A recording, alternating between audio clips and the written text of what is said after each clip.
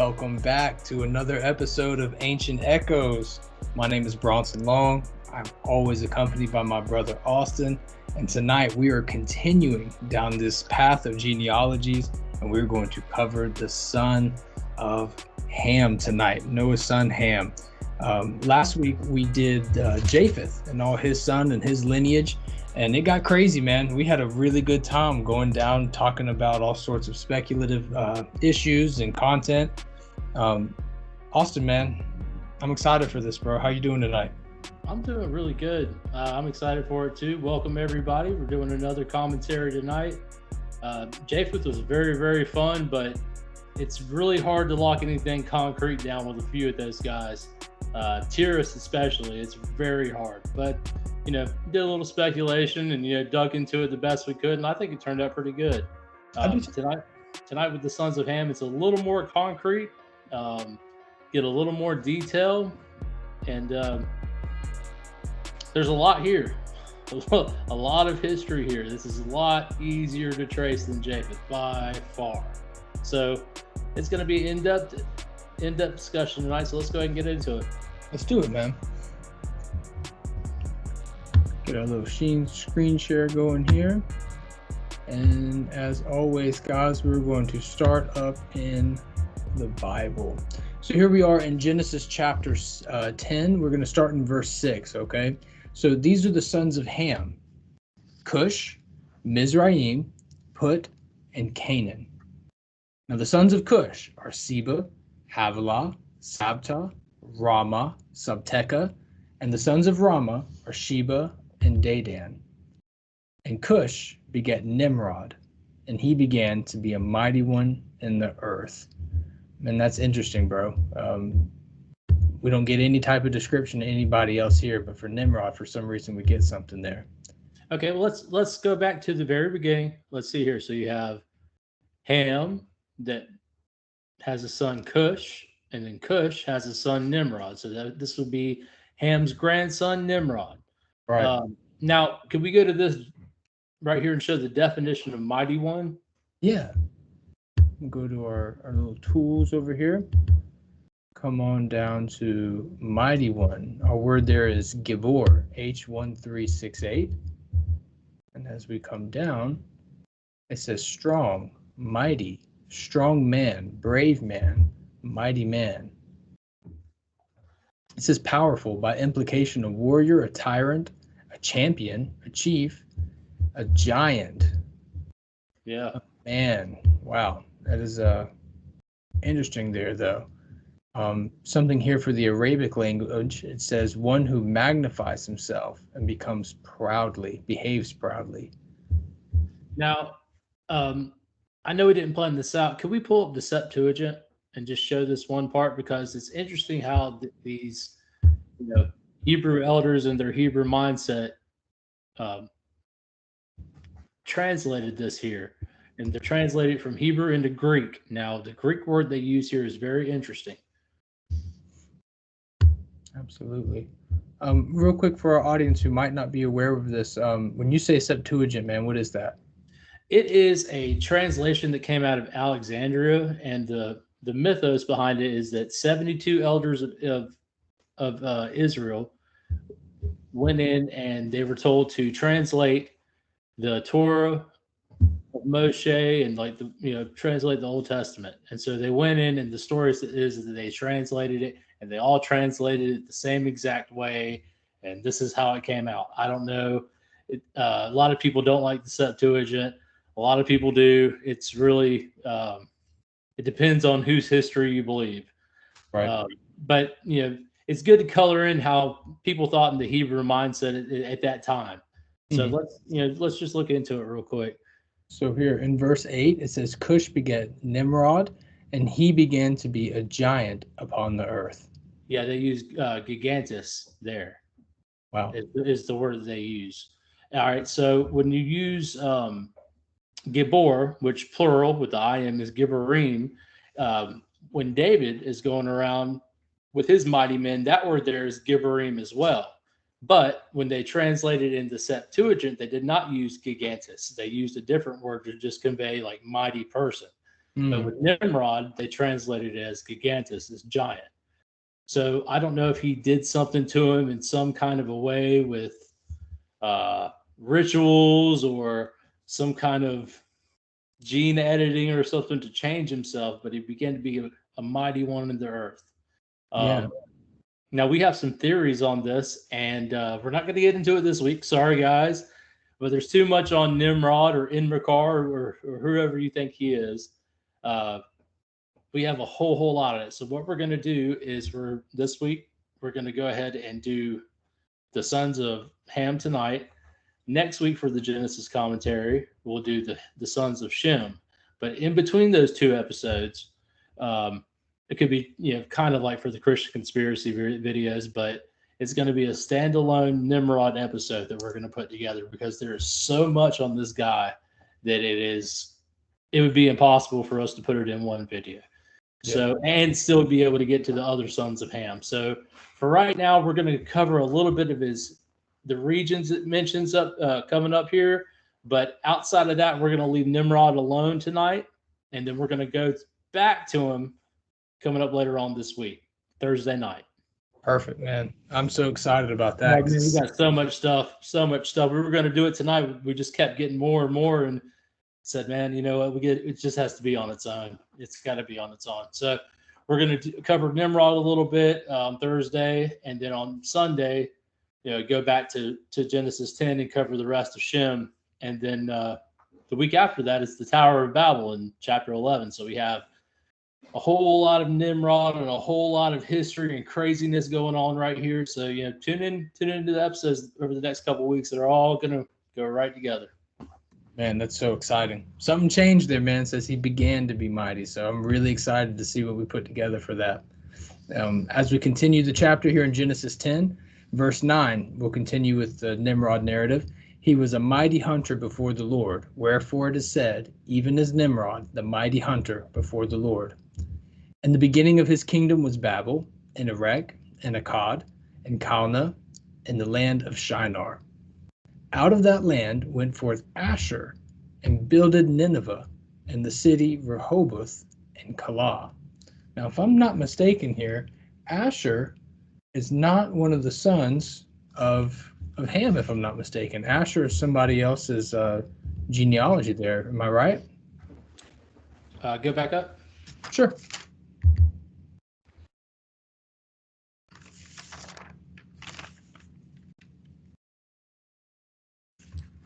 I'm not sure. If we go down to Shem in this chapter, it'll have something.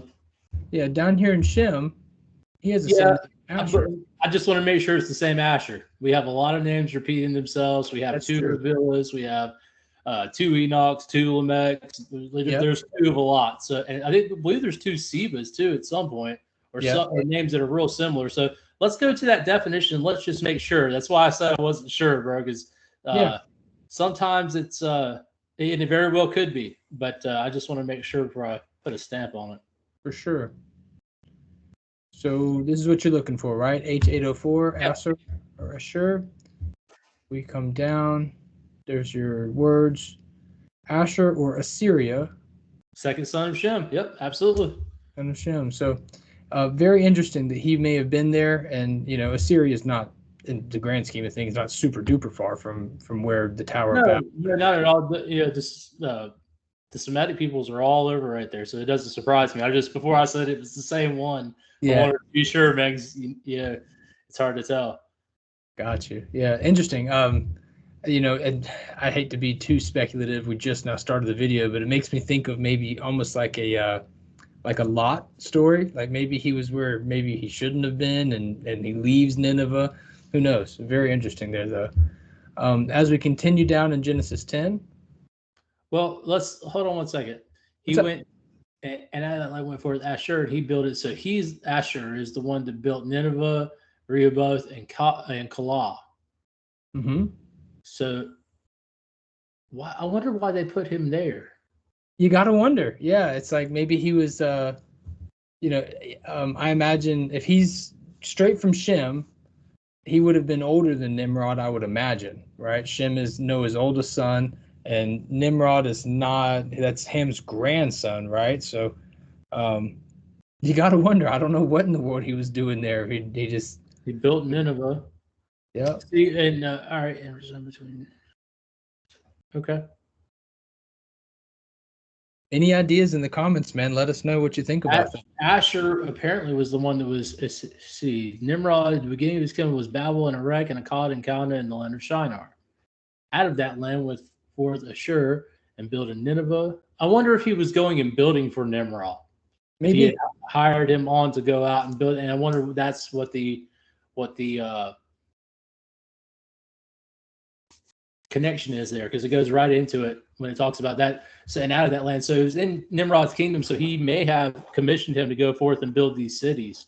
So it was Asher building it, but on the commission of Nimrod. Okay, that would make the most sense to me. Yeah, no, that's neat, bro. Neat concept there. Well, I'll tell you what, man. Let's pull up a map and see if we can find some of these cities, just to give it some context of what an area this was. Here's the coolest map I found. Tell me if you like this one. Okay.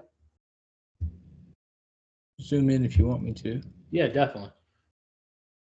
So our legend down here puts sons of Japheth at red, sons of Shem as yellow, and sons of Ham as Ham is yellow and Shem is blue, and then gray, I suppose, is like Edom and Eber and all that. But this is a little bit in contradiction to what we went over last week with Japheth. Yeah, I saw this map when I was researching for last week. That's why I didn't use it, because it contradicted a lot of stuff. Yeah. Going down here, let's see. You can see Babel with the cities. Yeah, can we zoom in there? You got Calneh. Arcad. It doesn't have all the cities of Sumer on there, though. I wish it did. I can get us another one. There's a couple of little maps on here that I liked, but like here's one of Babylon. There we go. That should be a little better. There's Iraq, yeah. Akkad. Can we zoom in a little bit more? Is that all we got? Here we go. Hey, nice. Down here, Erech, Nippur, Akkad. That looks like it says Kutho. And then here's Sushan.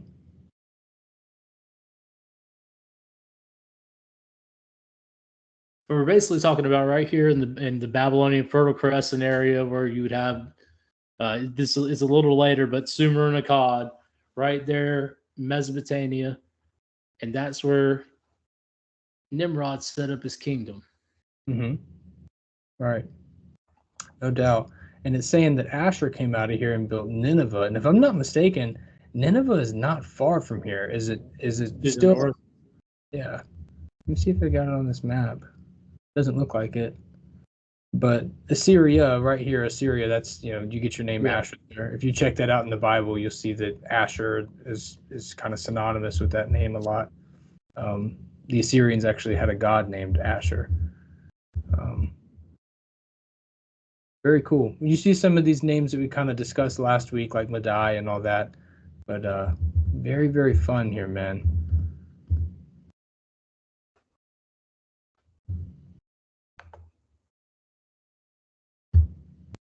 All right. So we get back into the Bible here. We're going to take a lot of these names one by one the best we can and give them a location and see maybe even some prophecy going down the way, very similar to what we did with the sons of Japheth. I want to express again, it is a commentary. So I understand that, there is a place in the Bible where Jesus says, not to be caught up in genealogies. And I completely understand and respect. I mean, it's Jesus saying it. Obviously, I respect it. But this is a chapter in the Bible. And remember, the Word became flesh. And so that was Jesus. And this is the Word of God. So that's the whole thing is I don't believe Jesus is talking about not knowing the genealogies that are in Scripture. If that was the case, it wouldn't be in the New Testament. It's in Matthew and in Luke, right? Absolutely. So if that wasn't important, then that wouldn't be there in the New Testament either. I think a lot of people are just so holy, we just can't keep up.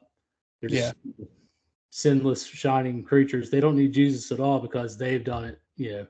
They've lived sinlessly, their entire life, and they've never done anything wrong and understand all things. So, of course. Yeah. Yeah. Free to cast all the stones, if you will. Yeah. Cast them all. Yeah. So, but we talked about last week why we think this is so important is that as you go through the Bible, whether it's in Chronicles or Kings or Joshua, whatever, you're going to see these names pop up. And we'll talk about some of the spelling changes a little bit over time.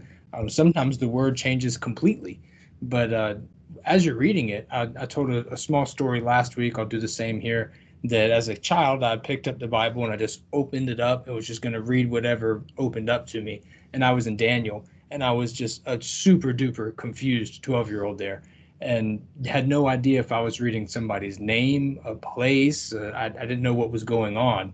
And so it's important to go through these begets to realize that this is the foundation of geography and kingdoms and locations throughout the Bible. So um, I think it's important, and I think that's probably why God put it in here in the first place, is to give us a legend, a key to follow on the map of the Bible. So what do you think about that? yeah, I agree. Yeah. All right, here we go. So out of that land, we have Genesis 10:12. We have Rezin between Nineveh and Kala, and the same is a great city. And Mizraim begat Ludim and Anamim and Lehabim and Naphtahim and Pathrasim and Calsuhim, out of whom came Philistine. So that's really nice. It gives us a little look into the future. If you know anything about the Bible, you've probably heard the word Philistine before. Let's pull up that Genesis 10:14 in the NLT, because it's way easier to understand what it's trying to say right here.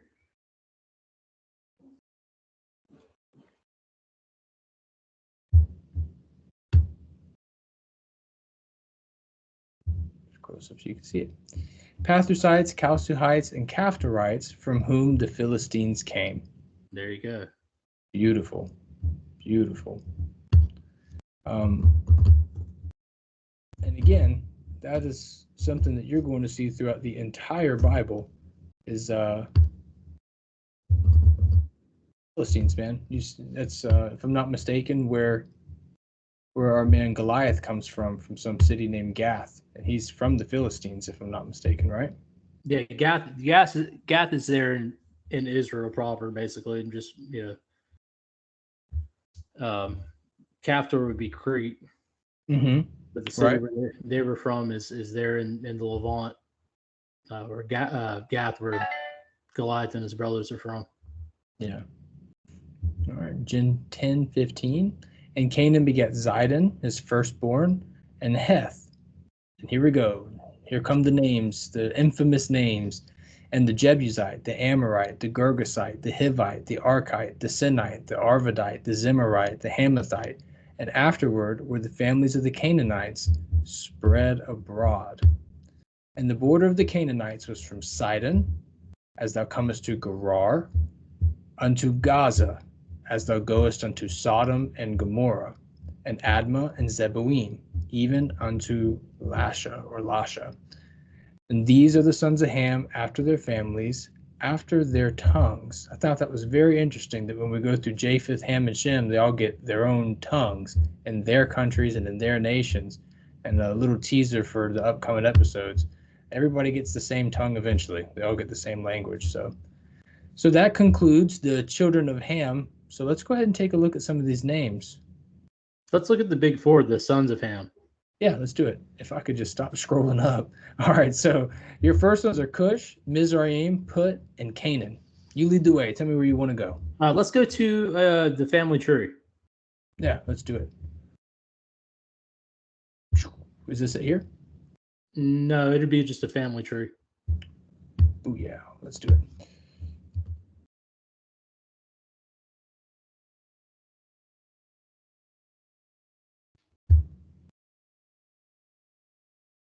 Some of these are trash, just letting you know. That's a big fact. That's a big fact. Some of these completely contradict the Bible. Like, yeah. All right, can I just make this?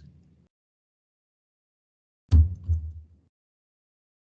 you see that? Because right here it doesn't have like the Philistines. I looked at this one a couple of days ago researching. The Philistines should be under the Caphtorites instead they're under the Cashulites. Right.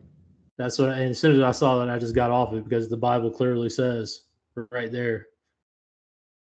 Right. And he mentions it again, the Caphtorites that became the Philistines. Yeah. So I'm not sure where they get this from. Just reading it the wrong way, I suppose, man. It's crazy the stuff that's out here, man. The things I've caught, even something as big as like Bible Hub doing, it's just like goodness gracious. Who It's all. edits and revises these things? It's hard to find a Bible that hasn't been completely revised and verses taken out and Yeah, exactly right. wording changed to convey thoughts that nobody had back then. I mean, hell, they changed the dictionary to add expanse there in Genesis 1, where it's talking about the firmament. Everything else is like sturdy, stable, solid, expanse. Right. It's like, well, this is completely opposite of what everything else in the definition says. Why is this here? Oh, it's been added here recently. Sounds great. It's crazy, man. But it's not hard to do. I did this a couple weeks ago. I don't know if you can see that okay, but that's my little family tree of Ham and them. I was just trying to give everybody a good visual, man. Let's try something else. Did you not get the one I sent you? No, I didn't. I opened up every link that you sent me. I got Man, I don't know what's going on. It's like I send a whole bunch of stuff on the email, and then like 4 things pop up, and I sent like 16 emails. So it's annoying, man. Yeah, it's cool. Let's see if we can find a different family tree here. Sure. I like the way that I'm a very visual person. Yeah. How about this one?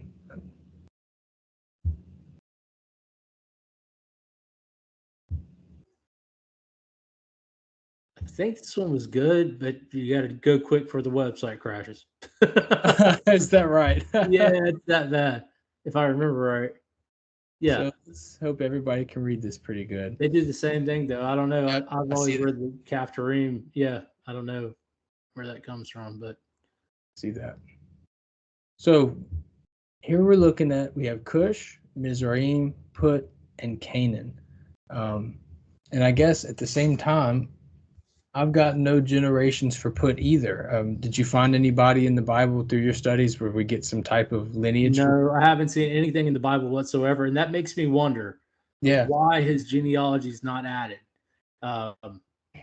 Because you get, in the line of Canaan that, was cursed, you get a lot of information. The line of Mizraim, you get a lot of information. And then the line of Cush, you still get quite a bit of information. Mainly on Nimrod, but you do get other people in that line as well. Yeah. But the only thing I could really find is that Libya, like the western parts of Libya and going west, I saw even some people say to Mauritania, which is close to the Atlantic Ocean, like west coast of the African continent, was Put's descendants there.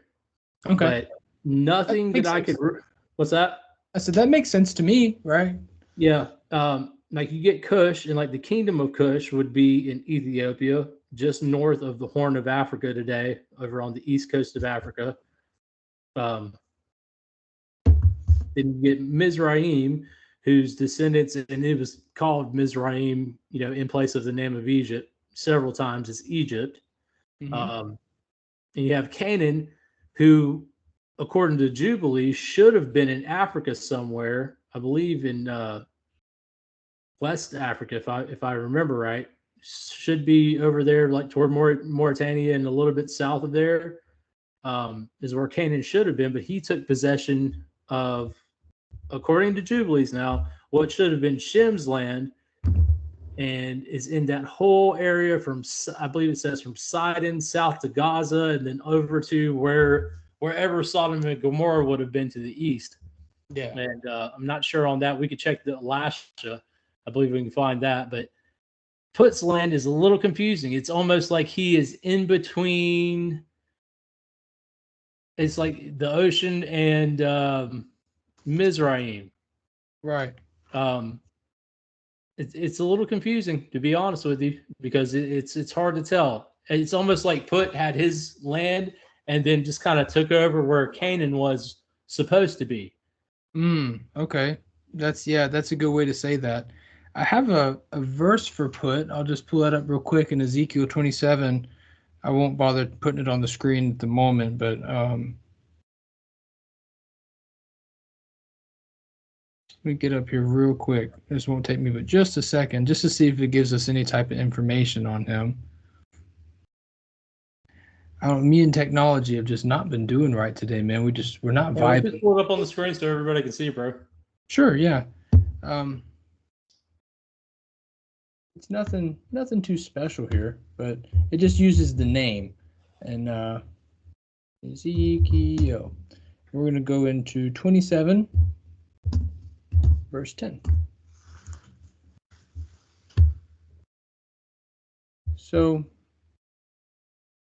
try to find me the King James Version. They of Persia and of Lud and of Put were in thy army, thy men of war. They hanged the shield and the helmet in thee, and they set forth thy comeliness. And so that's what I've got for Put, man. I don't know where else to find him anywhere in the Bible. Well, who are they talking to there? Is that talking to the Persian emperor?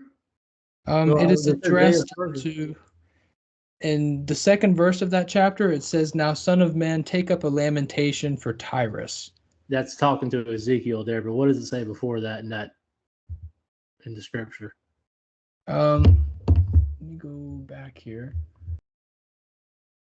I think you probably just select the King James Bible there. Oh, can you? Oh, nice. Okay. I do not. I don't really play with Bible Hub like that, man. All right, yeah, here we go. Cool. Thank you. So he says, "Say unto Tyrus, your borders, all your ships, the oaks of Bashan, fine linen, the inhabitants of Zidon and Arvad were thy mariners. The ancients of Gabal and the wise men thereof were in thee like caulkers. All the ships of the sea with their mariners were in thee to occupy thy merchandise. They of Persia and of Lud and of Put were in thine army, and thy men of war. They hanged the shield and helmet in thee, and they set forth thy comeliness." Okay, so he's talking to the king of Tyre here. Mm-hmm. Yeah. Gotcha. All right, that's all I was curious about is who he was talking about.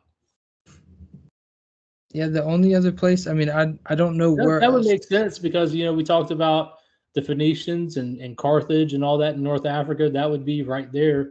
Mm-hmm. Right there. Right where Lud and Put would be. Yeah.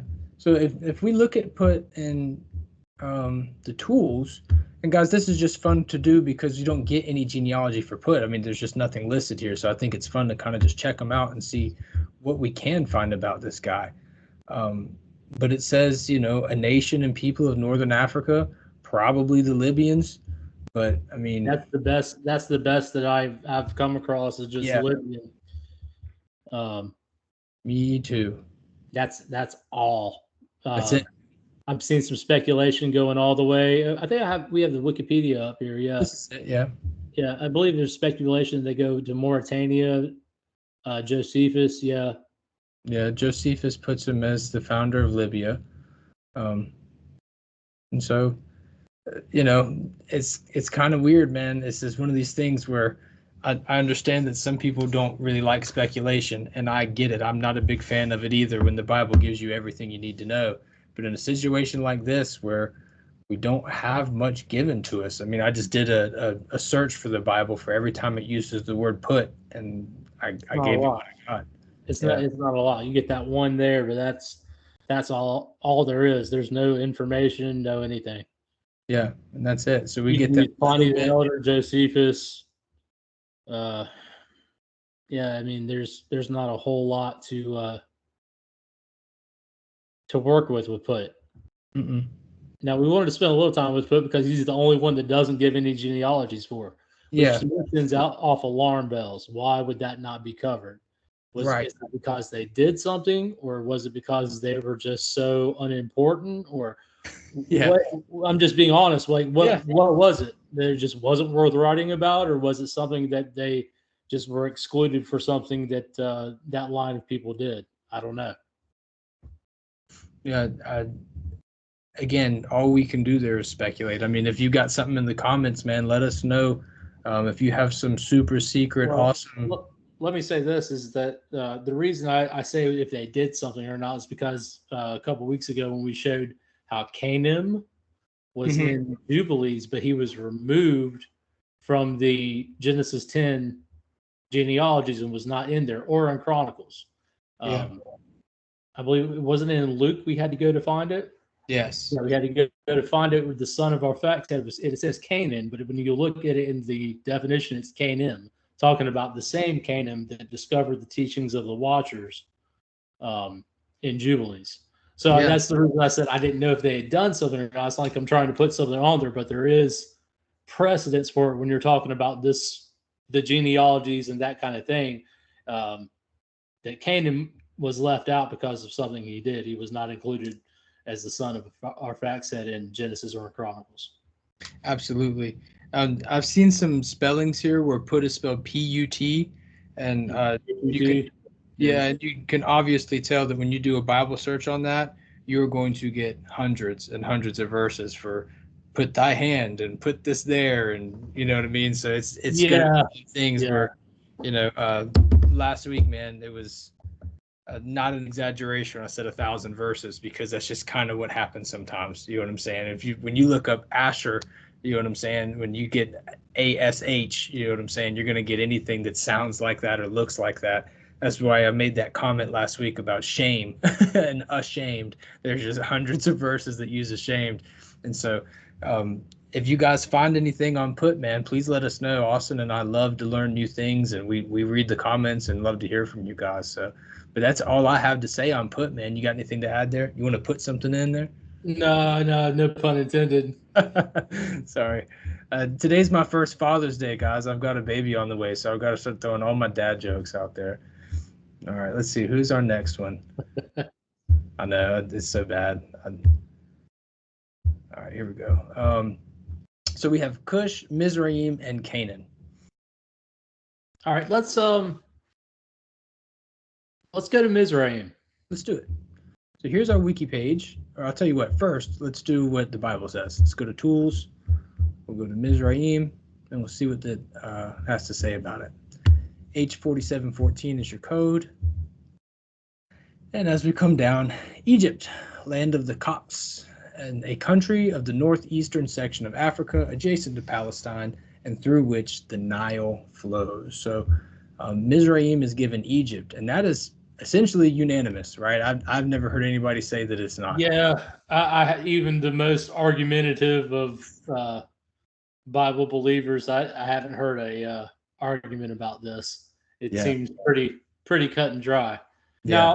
Now, the sons of Mizraim, though, now, do they have certain areas that pertain to them? Because I don't see them a lot going forward either. Sure. So let's see. Where do we get sons of Mizraim? Let's come down a little bit here. Ludim, Anamim, Lehabim, and Naphtahim. So we'll take a look at what. Let's check it out. Let's see what they've got to say about this. So Ludim. That's Lud, right? Yep. Mm-hmm. And the Lydians. So you see that quite a bit. The descendants of Lud, the son of Shem.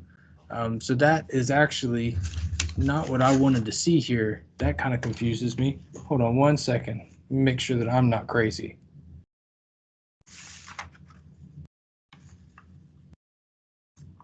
So they're putting them as the son of Shem as the same word here.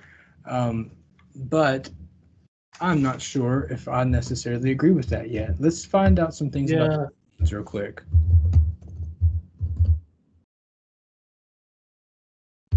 Where are they at on a map? Up there near Troy. Boy, I tell you what, normally when we do a show, I'm on the Microsoft version of internet and not Google Chrome, and I much prefer that over this. Cilicia and Media, and they're putting here Smyrna, Sardis, Ephesus, and Miletus. This seems more of a that's the territory of Lydia. You'd have to do the Lydians as the people. Yeah, I'm thinking the same thing.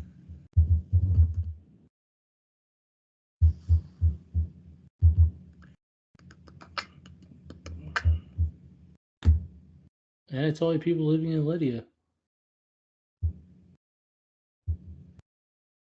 Old Persian cuneiform.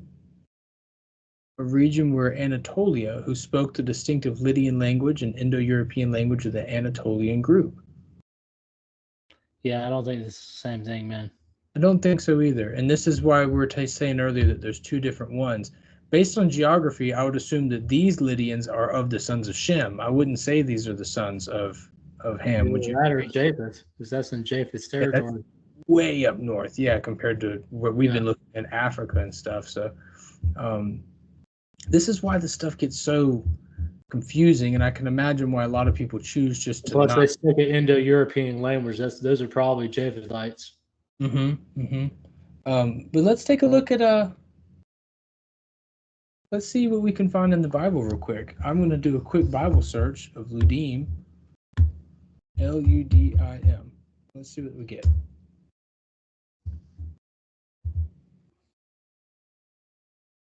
Yeah. Isn't that awesome? That's great. I'll tell you what. Instead of doing what they tell us to look up, let's look up what we want to look up. Ludim. It's a Hebrew term for people mentioned in Jeremiah and Ezekiel in the biblical table of nations. They were descended from Mizraim, the biblical scholar. Right there in Libya. Yeah. According to Josephus, their land was in Libya, which was west of Egypt, near the tribes of Put, and in the land of Moors, towards the extreme west of Africa and the Atlantic Ocean. So, all right, so we have made a discovery here. At least I have. I will no longer be attributing Lydia to them. Yeah. So you see what I was talking about? How it seems like the tribes of Put go to the west coast. Yes, and it's like that Put and Lud, which is what I've called them, the Ludim, are kind of just in that area together. And I think the Ludim will go even further west than the tribes of Put. Now check this out. If this don't throw a wrench in everything. Yeah. What do you think they mean by that? For those of you listening and not watching, there's two different ones. Yeah. Yeah, that's what I was saying. That's why when you asked me that question earlier, I was like, maybe. Yeah. Because, dude, there's so many that overlap in the names. It's hard to tell sometimes, man. But yeah, there's two different ones. And then you have Lydia up there in Turkey. When you hear Asia Minor, that's where that is now, or Turkey A, or whatever they want to call it.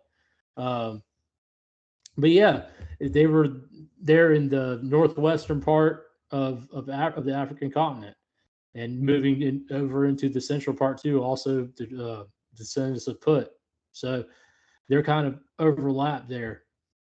It's crazy, man.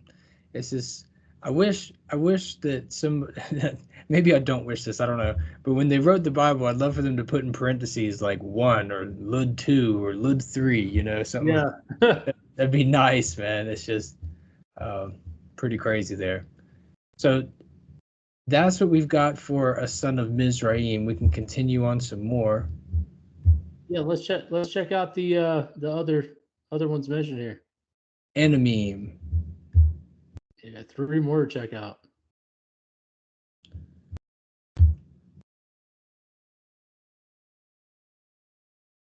So the Anamim is the affliction of the waters, and it's just a tribe of Egyptians is what they give them. Anamim, a son of Mizraim and his descendants with their country, Anamim, as if plural of some Egyptian word. We come down a little bit. We get them again. Here we go. Anamim. You get them in Genesis 10 and in First Chronicles. It seems like it's your only place there, man. Yeah, which is understandable. I mean, I get it. It's so they're a tribe of so they basically stayed in Egypt. Yeah, here's a little lexicon down here that just says that they cannot be exactly pointed out, and so it's just kind of where it takes us, man. It's sad that a lot of this may just be lost to history and language barriers. Well, they probably just intermarried with the other sons and were just tribes of Egypt. Yeah. Yeah. You know, what's cool to think about is when Moses left Egypt, I wonder just how many of these people came with him, you know, and made I'm dead, yeah. Yeah. And Lehabim, this is an Egyptian tribe descended from Mizraim, so it's the same thing. Pretty cool. This word means flames. Lehabim, a son of Mizraim, and his descendants. And again, we get them in Gen 10 and in First Chron, and that's all we're going to get from there. This is a people of Egyptian origin. Here we go, Libyans again, also in relation to the forms. It's like, again, I'm no history major. Everybody's a Libyan. But Yeah, if you looked on that old map, did you see how big Libya was? it's It pretty was big. like it stretched from Egypt to what was called Atlas in Mauritania. That's what I was talking about. That area is where Mauritania is now, where it said Atlas. It stretches that whole area. And it's Yeah. like 4 different countries now. Right. You know what I'm saying? So Yeah. it's when it's saying Libya, it's not the Libya as was today. They're not all in that one area. It's a big area. I don't know if you guys have seen maps of like how big the Carolinas were at first, and they broke it down, and it's like 4 different states now. Same Yeah. type of deal. Libya, there's still Libya, but it's still in the same area, but it used to be much bigger. Mm. All right, let's check out this last son. Cool. I have a feeling he's probably just going to be. $10 says Libya. All right, It Naftakim. says Libya. Yeah. All right, Naftakim means openings, an unclear reference to Egypt, perhaps Lower Egypt. Plural or foreign origin. Let's see, Genesis 10 and First Chronicles 1. Some of them says northern land, some of them says Lower Egypt. And then here down in this Hebrew Chaldee lexicon, this is the largest we've seen so far. It says, of an Egyptian nation, compares the wife of Typhon, and according to Plutarch, the extreme limit of the earth washed by the sea. This opinion has been adopted by whoever that guy is, J.D. Michaelis, and who understands this region to be situated to the east of Pelusium near the Cicerbonian lake. But all this is very uncertain. And so that's one thing, like when we were talking about speculating earlier today, man, it's like, especially when it comes to Japheth, I know it's a little bit different with Shem and Ham and whatnot, but especially when it comes to Japheth, for hundreds, thousands of years, you're historians and geographers, and there's always been a misconception here, misunderstandings, contradictions, and it's nobody actually knows. Everybody's just doing the best they can, and exactly. A lot of people want just like, oh, it's definitely this. And like I said, the last show, we could lie to you and make it sound lie to you, but it would be just that. It would be a lie. Right. The best we can do with some of these is just speculate. This is thousands and thousands and thousands of years ago, guys. So the best you can do is just kind of use historical sources and try and trace things the best you can. But if it's not like Mizraim, then it's yeah. It's like, hey, this is Egypt. This is Egypt. Hey guys, this is Egypt. Over and over again, then it's hard to tell. Like we just kind of know it's like in that Libya area in northern Africa, stretching from Egypt over toward the close, not close relatively to the west coast of Africa. Yeah. But yeah, a lot of these you can't do anything but speculate. Right. Which I wish it wasn't so, but it is what it is. But it also, dude, I'd love for be a verse like, oh yeah, these people are Spain. Yeah, right, exactly.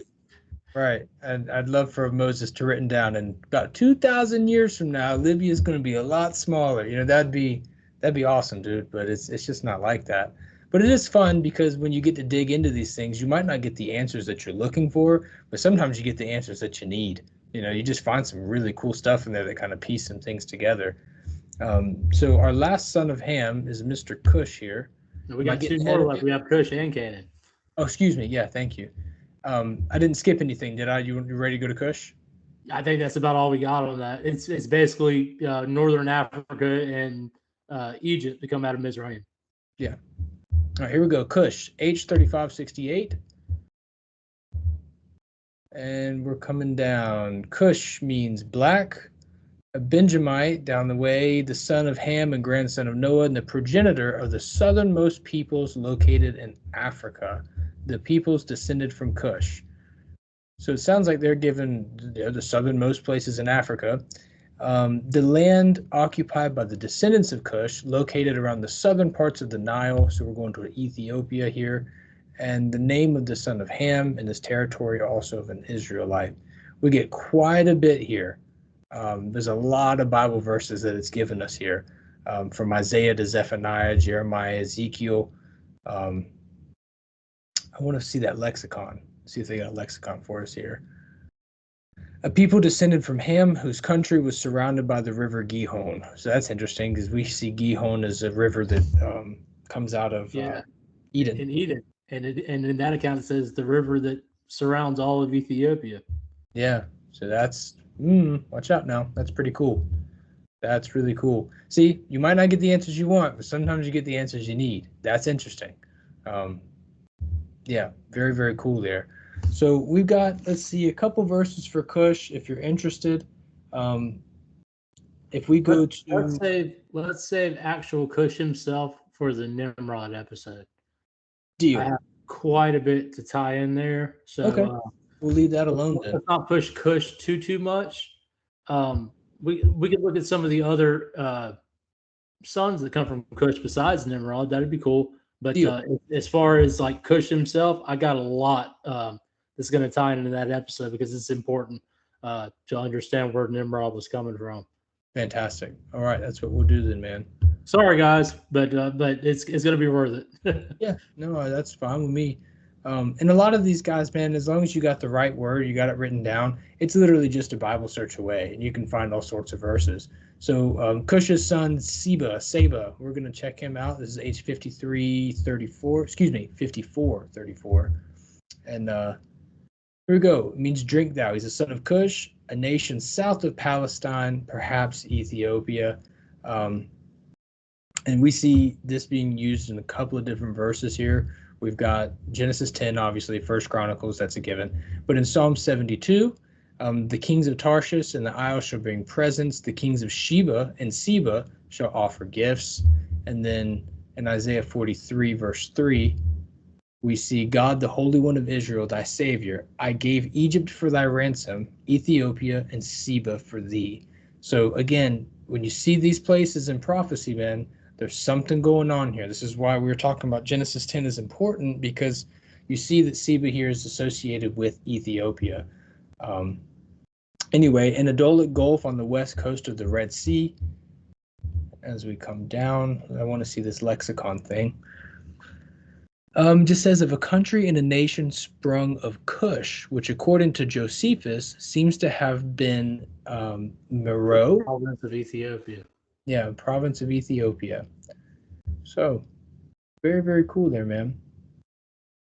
But yeah, we get to see them in some prophecy. If it's okay with you, could we pull up that map again of Africa? Yeah. Let's show where Ethiopia is for anybody that's geographically challenged. A lot of people don't know a whole lot about Africa. That's not the one. I'll tell you what. Let's just get one. You just go to map. Yeah. All right. Now zoom in here. Right there, you got Ethiopia. And if you guys see, will you bring your cursor over there? That little part that juts out to the right. Yeah, that's the Horn of Africa. So if you hear me reference that, that's what I'm talking about right there. All right. Very cool, man. Oh, yeah. We were talking about Libya earlier. Yeah. So there's your Libya there. Now going all the way to the west, you see Mauritania right there. That's what I was referencing down. Yeah. Right here is that's where their land seemed to stop. And that land in the map that Bronson showed earlier was called Atlas. So all of Libya and Algeria would have been like Put and Lud. And then Egypt would be, and going down into Sudan, that would be Mizraim and his sons. Wow. And then about halfway down through Sudan, I believe that would be Cush, going down into Ethiopia, South Sudan, and going over towards the Horn of Africa. Very cool. It's interesting to think that the majority of our story takes place right up in through here, just this whole little circle right here. Yeah, exactly where you're at.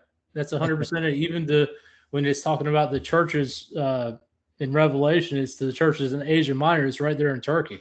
I Yeah. mean, outside of Paul, traveling, to the Galatians and different things like that, traveling all over. Yeah, you don't really leave that little circle right there. All right. And yet you have places like in Psalms, if we go back to where we just were talking about Seba, if we were to open this up here, let's just go back a few verses. We're in Psalm 72 now. And this is the reign of the righteous king is what this is titled by the Blue Letter Bible. So Psalm 72, give the king thy judgments, O God, and thy righteousness unto the king's son. He shall judge thy people with righteousness, and thy poor with judgment. And the mountains shall bring peace to the people, and the little hills by righteousness. He shall judge the poor of the people. He shall save the children of the needy, and shall break in pieces the oppressor. They shall fear thee as long as the sun and the moon endure, throughout all generations. He shall come down like rain upon the mown grass, as showers that water the earth. In his days shall the righteous flourish in the abundance of peace, so long as the moon endureth. He shall have dominion also from sea to sea, and from the river unto the ends of the earth. They that dwell in the wilderness shall bow before him, and his enemies shall lick the dust. Here we go. The king of Tarshish and of the isles shall bring presents, and the kings of Sheba and Seba shall offer gifts. So, yea, all the kings shall fall down before him, all nations shall serve him. Now, I've seen people say before that this is in reference to Solomon. You know what I mean? And I understand, I get where they're coming from, but when it says that the moon, he's gonna, fear, they shall fear you as long as the sun and the moon shall endure. In his days shall all the righteous flourish in abundance of peace, as long as the moon endureth. I don't know if I'm giving Solomon dominion from sea to sea and from rivers unto the ends of the earth. I mean, maybe I'm wrong, Austin. What do you think? This sounds more like almost like a 1,000-year reign type of thing to me. Yeah, it seems like they're talking about Christ, and there's a lot of that in Psalms. Yeah, absolutely. So, yeah. So we see here Tarshish, Sheba, and Seba. This seems to be prophetic to me. I don't know what else to call it other than some type of prophecy where they're outside of the millennial reign and they're bringing in perhaps tribute. But there you go, man. This is what we're talking about here. We should get Lebanon as well. There shall be a handful of corn in the earth upon the top of the mountains. The fruit thereof shall shake like Lebanon, and they of the city shall flourish like grass in the earth. His name, I don't think this is Solomon, shall endure forever. His name shall be continued as long as the sun, and men shall be blessed in him. All nations shall call him blessed. So I just can't, emphasize enough why I think Genesis 10 is so important, that you get to see these names and what I can only consider, and correct me if I'm wrong, I can only consider that to be end times prophecy. I don't know what else to call that. What do you think? I'd have to see everything in context and really go over it, but it seems to be that way, yeah. Yeah. So we can dive into it if you want to. We can continue on. It's up to you. Let's continue on. We got a lot to go through, man. Sure. Yeah, for sure. So Seba and then Havilah, right, is our next son. We're in Sons of Cush. Havilah means circle. It is a part of Eden through which flowed the river Pison. Was probably the Grecian Colchis in the northeast corner of Asia Minor near the Caspian Sea, a district in Arabia of the Ishmaelites named from the second son of Cush, probably the district of Kulan in the northwestern part of Yemen. There's two different ones. There's the son of Cush and the son of Joktan. Yes. I believe it's for a lot of these names, you're going to see that here. Yeah. So when you're looking up, who it is later on, you don't really know. Right. So who's bringing all that in Psalms is that, you know what I mean? Yeah. Okay. I see what you're saying. Yeah. You know what I mean? Because I believe there was a Seba in the line of Joktan as well. Wow. So, let me double check. I could be wrong in that, but the names double up. That's why I'm a little bit tongue. I'm keeping what I'm saying at a minimum because there's a lot of cross-pollination of names. Yeah, cross-pollination. That's awesome. Yeah, because I don't know which one is which, and without reading in context and really going over what they're talking about, it's hard for me to say for sure Yeah, what's going on because there's a lot of different names. you are right. There is a son of Joktan, and his name is Sheba. You are Right. 100% correct on that. That's what I was saying. That's why when we're going over, it's like, ooh, I'm not sure which one this is talking about later. You know what I mean? So I don't know. Yeah, no, that's interesting. So, to think about that, just playing around with that, when it says Sheba and Seba, I don't know. I mean, you present a very, very solid point. Right. Yeah, very It solid. even gets crazier when you start tracing them down, and it seems like that they're in the Philippines. Now, I will say this: as long as my the tree that I wrote the other day is correct, Cush has a son named Seba. Seba's son Rama has a son named Sheba. So perhaps if we're seeing Seba and Sheba in the same verse, it may be appropriate to lean towards the bloodline of Ham if they're in the same verse. I mean, again, this is all just speculation here. It could be, but I believe that there's actual Seba around them as well, and there's another Seba like as well. I may be wrong in that, but I believe all of these names are doubled up in other lineages. That's why I'm a little, I don't know. It could go one way or another, so it's hard to tell. Now that passage in Psalms appears to be about the reign of Christ, but like I said, as far as like who those people were that are coming, I'm not particularly sure. It's hard to tell.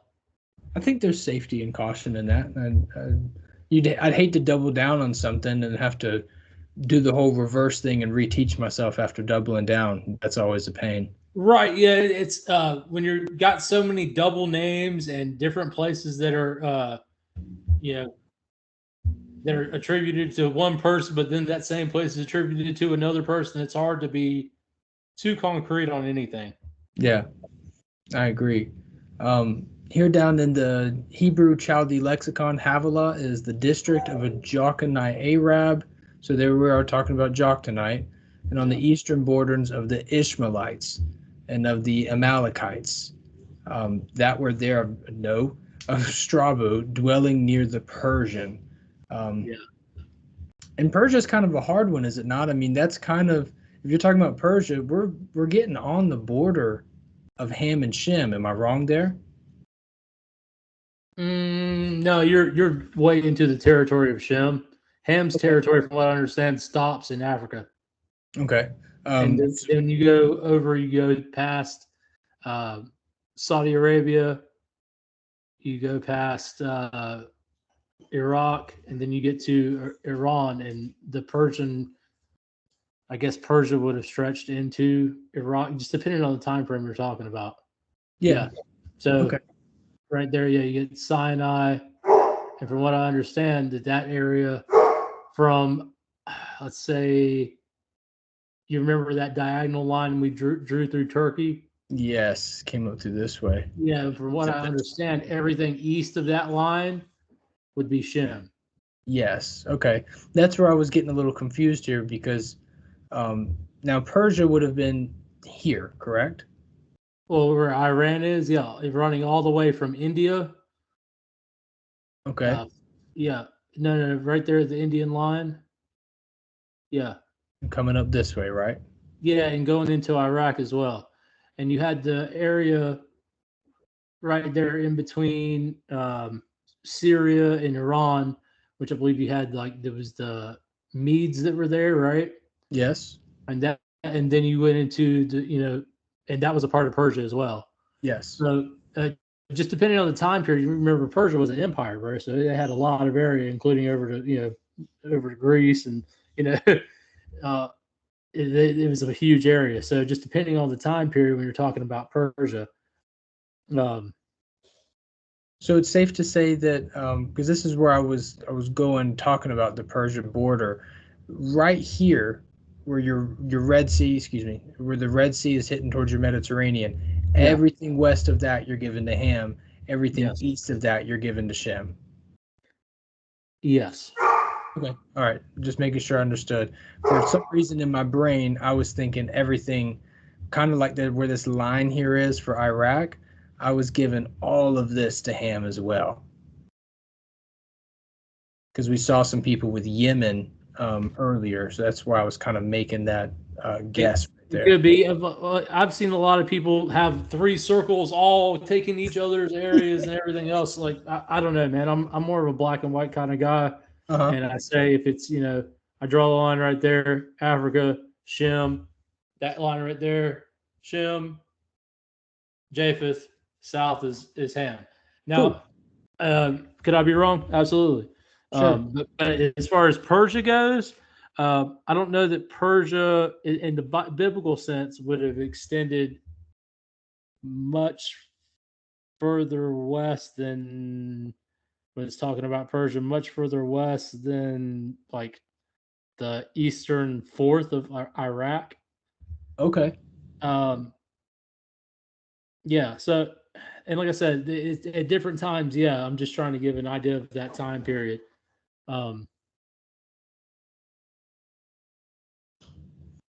There was a lot going on in Persia also, because you have the Indo-European languages that were there.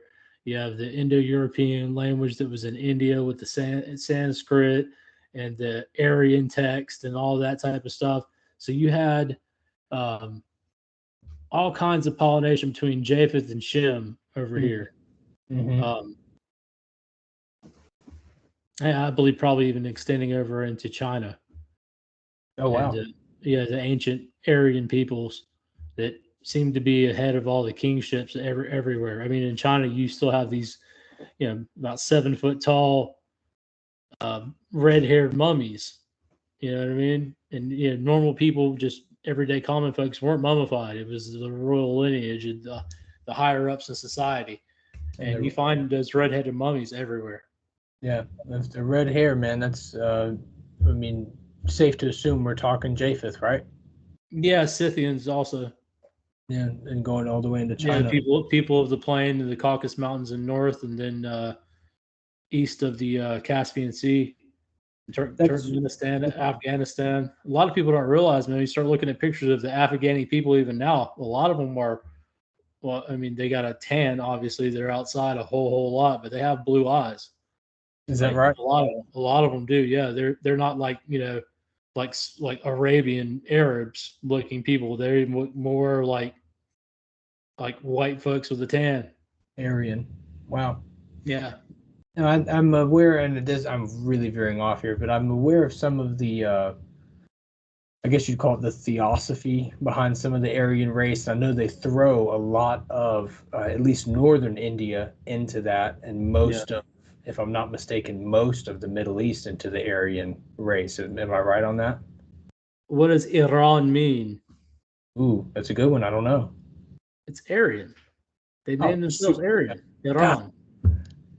And I should have hit the only 2 places that are named after the Aryans: Iran and Ireland. Oh, wow. Yeah. Never made that connection before. Yeah, the Scythian Celtic connection is a very, very interesting one, and it spreads all over there. More or less, you have like your Scythian Japhethites in the east and your Celtic Japhethites in the west. Wow. And Germanic, and they all come from the Scythians, from what I understand. I could be wrong in that, but going back to it, it seems to be that way. The tribes of Scythians, the first one with horses, the first ones to develop the ability to drink milk. They domesticated horses. They went all over the place, man. Very, very cool, man. You get your Huns out of there. You get your, a lot of your Germanic tribes out of there, the Celtic tribes out of there. You get a lot of that traces back to the Scythians. Wow. That's neither here or there. We can talk about this forever, man. But let's get back into these Sons of Ham. That'd be a fun little video to do, just to find some of these red-headed giants all over the place, man. That'd be really. Oh, yeah, dude. We can do that anytime. Your knowledge on that far exceeds my own. Your geography is so much more advanced than mine. Thanks, Mom. Thanks, Mom. If I didn't know where it was, I had to look it up. Well, you know, Mom's a map freak. I know that everyone else listening. She passed it down to me, bro, because I am a map freak. And if you want something to show you why it's so hard to trace these people, go back and look at the countries on a map right at World War One, and tell me how many of those have changed, especially in Eastern Europe. Okay, Yeah. so that's why I'm tracing this down is really, really hard, because that was, just over 100 years ago with World War One, and all these names have changed and everything. So if you're looking for a linguistic, sequence or whatever, it's all disrupted. It's, and who knows how many times things like that have happened and names have changed, and and we have a lot of it documented, but I'm sure a lot of it's not documented. Going back thousands of years, man. Absolutely. I mean, human civilization at bare minimum goes back, 11, 12,000 years. Go back with Tepe, Karahan, Tepe. I mean, those go back thousands of years, man. So there's no telling how many times names have changed and things were done to history to make you think that a certain people were here and they were actually over here. And I've heard a lot of people make arguments for, Ethiopia is not where it actually was. Ethiopia was somewhere else. I've heard that argument made. But that's neither here or there. I'm just saying that's why we have to speculate a whole lot, is because of the, the constant changes in the names, history. And it's not guaranteed that the history we've been told is correct. Not even close. Right. So this is all speculation at some point. Wow, man, it's just one of them things, man. It's, you can only imagine how much knowledge somebody like a Jesus would have had. You know what I'm saying? A Moses or a Noah or somebody, just because even in Noah's time, dude, I mean, there were still a lot of years before Noah got to the earth, and Moses as well. Yeah, I think he lived 600 years before the flood and 350 years afterward. Yeah, sounds close to me. Whole lot of knowledge there, man. I mean, just think about what him and those boys saw before the flood, and then you're basically coming back to starting civilization from scratch. And we'll get into this a little bit in the Nimrod episode. Those guys with the knowledge that they have would have been looked at like gods. Yeah, no doubt. And that's why I wanted to save Cush a little bit, because I believe that he did take upon himself godhood, and hid things from people to elevate and magnify himself as a god. I believe he turned himself into a sun god. Gotcha. Yeah, I see where you're going with this. Yeah, so that's why I wanted to hold off on Cush a little bit, because there's a lot of mythologies about that. Right. That line from Cush to Nimrod. Right. That he stole certain things that were passed down.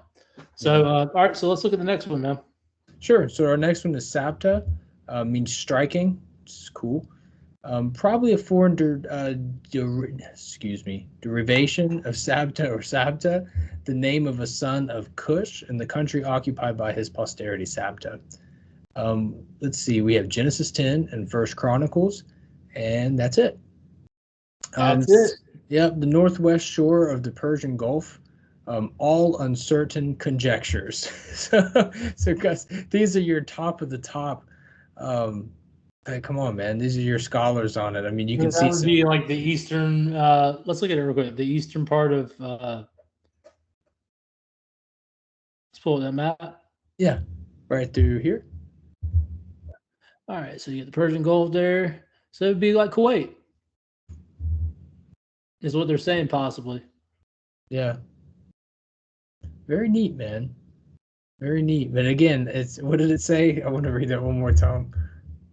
It said, all uncertain conjectures. Yeah, nobody has any idea is what they're saying. Yeah, and these are your top scholars. Some of these citations here are dated back to 1865, 1866. People who probably have a lot more knowledge than I do, and probably quadruple the education. So here we are in our lexicon.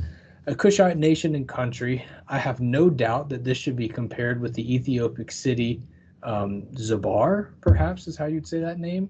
I'm unfamiliar with some of those letters, but on the shore of the Arabian Gulf, situated just where Archaiko is now, and the neighborhood which the Ptolemies hunted elephants.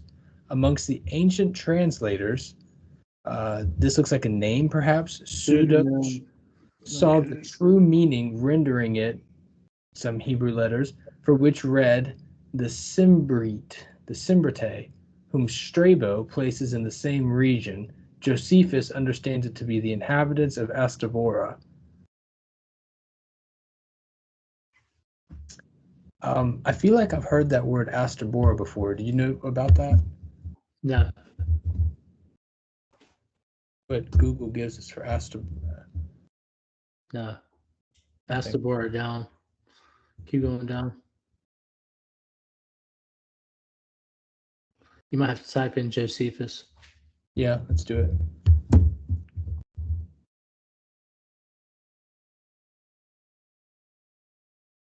Keep going down. Yeah, I don't think that's going to get me where I wanted to go. You're going to have to dig. I'm not mad at that, to be honest with you. If we had a few more minutes, Astabora right there is saying Ethiopia. Where do you see that? Right there, University of Michigan. Down one. Oh, thank you. A New History of Ethiopia, Astabora. Let's look at that.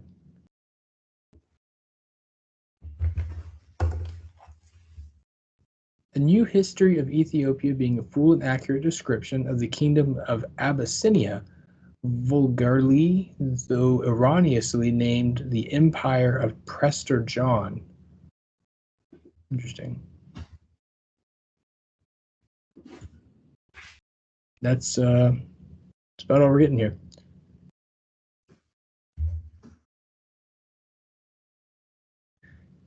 It's bothersome that, you know, these are some of your famous historians here that we're seeing in that lexicon, and that lexicon has given us 3 different historians, and all 3 of them seem to have a little bit of a different location here. Whether that's by, you know, facetious intent or just ignorance or confusion or just... Or, hey, look at me, I got a new idea. Yeah, exactly. Or all 3 of them could be doing the very best that they could and coming up with what they had in the day. I mean, almost makes your head hurt, man. It's just... All right, let's go on to the next one, brother. Because, like I said, it's real hard to find some of these. Yeah. Rama. Now, Rama is one of those where I want to see if they've got the Isaiah verse down here. But Rama is the son of Cush and the father of Sheba and Dedan. Which is cool because I think he's the only one that they give us his lineage this far down. So that's awesome. Yeah. Rama, the name of the grandson of Ham and of a place perhaps founded by him, Rama. Let's see. Now they give us something going on in Ezekiel, but I think I've got something different. The merchants of Sheba and Rama, they were thy merchants. They occupied in thy fairs with chief of all spices and with all precious stones and gold. Now, let's see, but this is in Southwest Arabia is where they're going to put him at. And then in our lexicon, it's, you know, a poet for the mane of the horse, in which horses of a nobler breed appears to tremble in the fatness of the neck. Job 39:19, hast thou closed his neck with a trembling, quivering mane. So that's what they give them. They don't even give them a geographical location other than right here where they say in the Southwest Arabia, identified by many with a city. One says southeast and one says southwest. It sure does. This one says Southeast Arabia on the Persian Gulf, and the other one says Southwest. It's all just speculation. It's just the Yemen, Oman area since the southern part of the Arabian Peninsula. Sure. So I've got one. I'd love to hear your take on this. It's just going to take me 1 second to find it, but this was the prophecy used for when King Herod began to persecute the children. In Matthew 2:18, let me pull this up for us real quick so that everybody can see this. I'm going to do this in a different tab, okay? So let's do Matthew 2:18. In Ramah was there a voice heard, lamentation and weeping and great mourning, Rachel weeping for her children, and would not be comforted because they are not. Now, this is a direct quote from a prophecy in Isaiah, but it's just easier to find in Matthew because Rama and even Rachel it's Raquel in Isaiah. So, but what are your thoughts on that? Can you read that? Yeah. I think that's just a town. I don't know if that has anything to do with with Rama. It's a different spelling, and I'm not sure. Okay. Where was Rachel at? I don't know. Let's take a look at it over here. It was somewhere near Qumran, right? Matthew 2:18. 18. Here we go. In Rama. And yes, if you are just listening and not watching, the spelling of Rama is completely different. But I really wanted to bring this up to you and see what you thought about this, because the first time I ever heard this verse, I was like, Rama? But Yeah, here, the town of the tribe of Benjamin, there we go. 5 miles north of Jerusalem Road. That's what I thought. It was just a town. So there we go. That's the only thing I could come up with Rama. Oh, excuse me. I said Isaiah. I was wrong. This is in Jeremiah, where it says, That's a different word. Okay. Yeah, it's Jeremiah. Let's check that and make sure that this is the same Rama, because now it's got an H on the end of it. It is. It is. It is the exact same thing. The town in Benjamin. A landmark on the boundary of Asher, which is still, this is not Asher with Assyria. That's the town of Asher, city of Asher. Yeah, it's a different Asher. So yeah, no, that's it, man. And that's crazy. That's all I had for Rama, and that's just one thing. I hadn't studied it. I just happened to remember that verse because. Well, a lot of people don't know this, but he hated to eat, man. He just would never eat. Who? Rama. So the Arabs named a holiday after him, Ramadan. Oh, I was like, it's his Father's Day. That was my dad's joke. There you go, awesome, bro.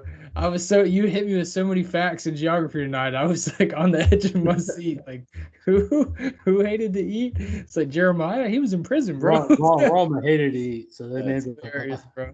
Yeah, it's too funny. They named a feast after him called a Ramadan, where nobody eats. That is too funny. What kind of feast? All right, Sabteca is our next one here. Sabteca, another name that means striking. That's really neat. I wonder why that is. All these names mean striking. Probably a foreign derivation. Sabteca, the name of the son of Cush, and the region settled by him, Sabteca. Again, Gen 10, First Chronicles. That's, location quite unknown. Yep, eastern borders of Ethiopia. You guessed it. So everybody is in Libya and Ethiopia. Yeah, man. Which, I mean, if we're thinking right after, you're talking about Mount Ararat and these people just move off. I mean, it's not too crazy to think. They're not going to go all over the place. And this is also pre-Tower of Babel, too. So exactly. It's kind of close by. Right. And, I mean, these could be lands that at the time may have been the whole size of, like, half of a continent, you know what I'm saying? And then later on was divided up over time, which also you gotta realize that at this time everybody spoke the same language according to the Bible. Yeah. So when they bring all the people together at the Tower of Babel, then everybody spreads back out. So crazy. So Rama has some sons. We have Sheba and Dedan.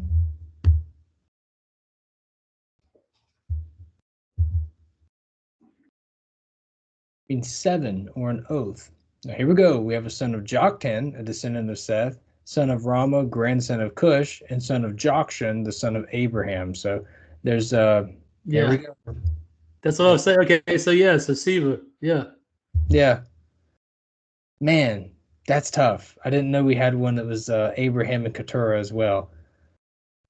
That's what I mean. Like later on, it's like unless I have context and I know where I'm at, it's like, dude, I don't know which one that is. Like, dude, what do you think about this? I'm not sure what to think. That's kind of tough. I need to read the whole passage to get a good idea of what we're talking about, coming from where, what areas. You know what I mean? Right. And even then, sometimes it's hard to see. But look at this. They're in Ethiopia as well. Big shocker. They're all in Ethiopia. Yeah, that's crazy. And then as you come down, this one says Southwest Arabia. Looking around. Then see, now you get tons of verses here because North Arabia. you get all kinds of stuff, man. Yeah, this is tough, man, because they're coming from 3 different lines. Oh, sorry. Yeah, it's hard. It's hard to tell, man. Yeah, super hard. And that whole Psalm chapter now. Before I was presenting it as if those people from Sheba were on the outside paying tribute. This very well could be people that are inside of the millennial reign, just praising God like everybody else. So, 2 completely different. Right. Wow. All right, on to Dedan, Ethiopia, $10. Here we go. Low country. The son of Rama and the grandson of Cush, also son of Jokshan and grandson of Keturah. A place in South Arabia. So that's not bad. Of uncertain derivation, the name of 2 Cushites and of their territory. Again in Ezekiel 27, so that's interesting. Let's just highlight that and see what that says. Dedan was their merchants and precious clothes for chariots. And then in Ezekiel 25, therefore thus saith the Lord, I will also stretch out mine hand upon Edom, and I will cut off man and beast from it, and I will make it desolate from Teman, and they of Dedan shall fall by the sword. So, how neat. It's Ezekiel 38. Sorry, I have to scroll up to see that. Give me just a second here.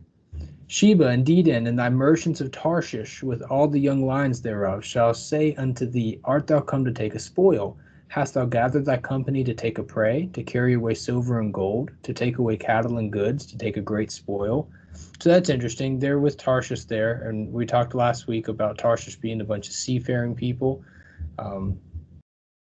Tarshish seems to have been sailing around all over the place, dude.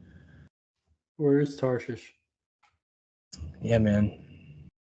We got to do a full breakdown of that Solomon's Gold series.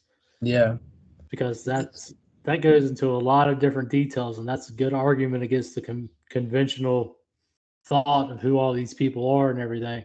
Mm-hmm. It's a good argument. Yeah, it's very interesting. Little fun fact, I mean, that's where Jonah was running to when he hopped on the boat, right? It was off to Tarshish. So, yeah. So that's very, very neat, dude. That's because he didn't want to go to Sidon, right? I'm sorry? That's because he didn't want to go to Sidon. That's where he was supposed to go, right? Nineveh. He was going to Nineveh. My apologies. It was Nineveh. My fault. Yeah. Sorry, we've been doing so much Sidon research lately. It's been crazy. This whole thing is crazy. Man, it's so bothersome because you see all these verses here, and it'd be so nice to understanding. Now here we see Dedan is hanging out with Edom and Esau a couple of times. Who in the world is Buz? Dedan and Tema and Buz, and all that are in the utmost corners. Oh, he went to infinity and beyond. In the utmost corners of infinity and beyond. 2 dad jokes. Watch them. We got. Whoa, now. We'll be back. Again, Dedan is merchants. Many isles were the merchandise of thine hand. They brought thee for a present of horns of ivory and ebony. Wow. So we get a lot there. Quite a bit in Ezekiel, a little bit in Jeremiah. Yeah, Havilah, when you go to that, we already passed by it, but that's the one where you get the verse where Moses is saying, where the gold is good and it's good to this day, the land of Havilah. Oh, okay. I'm familiar with Ophir. I didn't know he gave that to Havilah as well. I believe that was in Havilah. Yeah, let's go back. We're still in the same chapter. Sure, yeah. Your lexicon here for Dedan is the name of a people with a country of the like name sprung from Rama, is to be sought, and I will show on the shore of the Persian Gulf, and Dedan is likewise to be sought for in the same Persian Gulf. So we're getting a lot of Northern Africa, Ethiopia, over towards the Persian Gulf. Arabian Peninsula, yeah. Yes, yeah, thank you. Let's go back to Havilah real quick. Yeah, I'd love to see what you had there.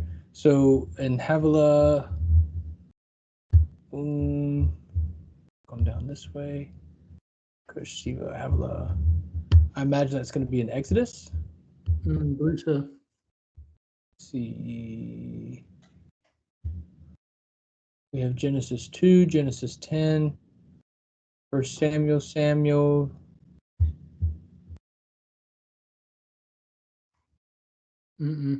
No, I think it's spelled differently too. Yeah, that wouldn't surprise me at all. And that's another thing that gets tricky with this is the certain spellings. Let me see if I have anything for Havilah real quick. I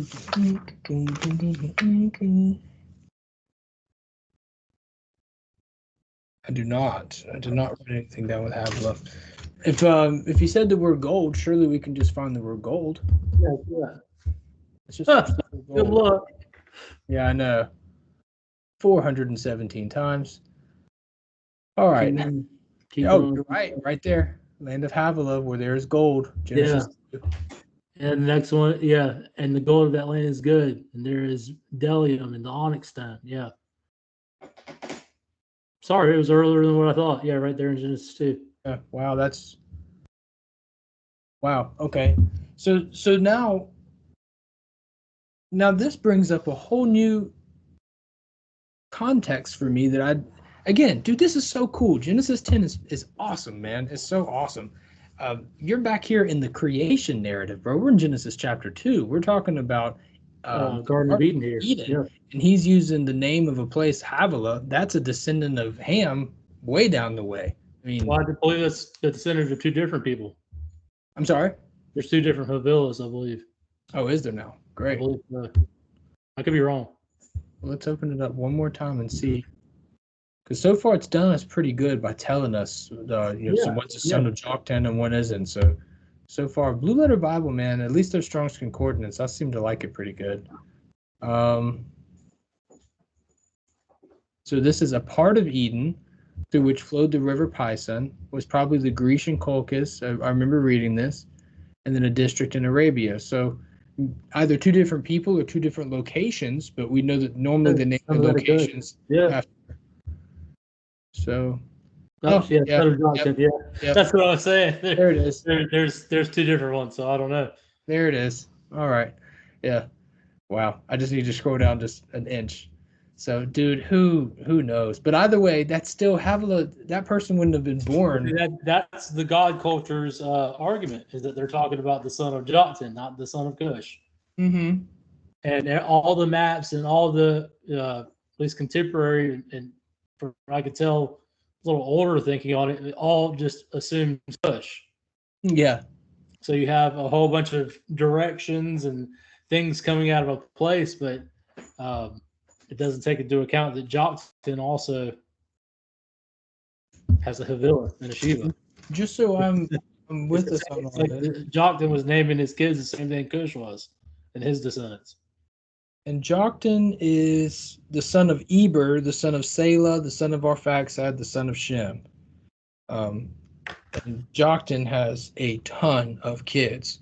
And one of Joktan's sons is Ophir, which we know the gold there is good. Ophir, yeah. And then we've got Havilah as one of Joktan's sons as well. Joktan has a ton of kids. Yeah. 1, 2, 3, 4, 5, 6, 7, 8, 9, 10, 11, 12, 13. I've got 13 kids for Joktan, so that's bro. But I will say this, and if that's the case, that means that Moses did have a decent idea of what was going on geographically speaking then. Oh yeah. So there's that. So we have Moses knew a lot of stuff, man. He was Egyptian royalty, so he was schooled in the mystery schools and he knew all that type of stuff, the cosmology stuff, all the stuff we look in the Book of the Dead. He was schooled on that. That was a school book to him. You know what I'm saying? Very true. Very true. All right, so if you want to take over just a minute, I gotta hit a restroom. Do your thing, bro. I'm gonna all right, bro. Be back. Go on down the road here with some more names and whatnot. So we're still sitting here in Genesis chapter 10, guys. We're still on the sons of we finished the sons of Cush. We have come to a conclusion. The only one we have not taken a look at tonight is Nimrod, and that is okay because we're gonna do him in a couple weeks or so. So now we have, let's just continue to read Genesis 10 so that we don't get lost here. So in Genesis 10, verse 8, and Cush begat Nimrod. He began to be a mighty one in the earth, and he was a mighty hunter before the Lord. Wherefore it is said, even as Nimrod, the mighty hunter before the Lord. And the beginning of his kingdom was Babel, and Erech, and Akkad, and Calneh, and the land of Shinar. And out of that land went forth Asher, and builded Nineveh, and the city Rehoboth, and Calah. And Rezin between Nineveh and Calah, the same is a great city. So here we go. We're going to look at some of Mizraim's children now. We've got, he begat Ludim, Anamim, Leabim, and Naphtahim. We checked out most of them earlier. We talked about Lud. We talked about Anamim and Leabim.